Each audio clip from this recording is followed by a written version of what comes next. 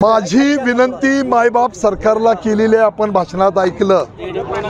मला शेतकऱ्यांच्या दृष्टीनं जो अत्यंत महत्त्वाचा प्रश्न आहे, त्याच्या जीवन मरणाचा प्रश्न आहे, त्यासाठी लढायला उभं राहिलेलं आहे। हो, जो अर्थ कुणाला कुणी कसा समजून घ्यायचा आहे तो घ्यावा। आमची भूमिका ही शेतकऱ्यांशी प्रामाणिक राहून कर्जमाफी करा ह्यासाठी आहे।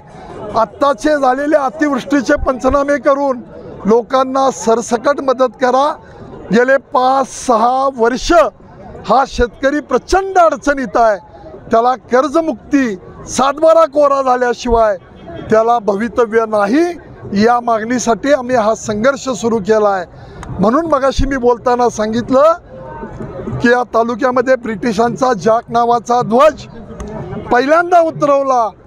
तसे लढणाऱ्या माणसांच्या बरोबर या ठिकाणी आम्ही सगळे शेतकरी हा सातबारा कर्जमाफी, सातबारा कोरा करण्यासाठी आम्ही लढायला तयार झालेलो आहोत, लढायला सुरुवात केलेली आहे।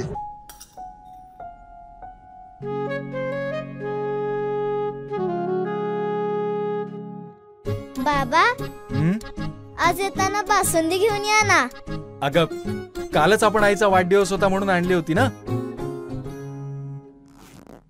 ऐकलं, गोकुळची बासुंदी पुन्हा खावीशी वाटतेय।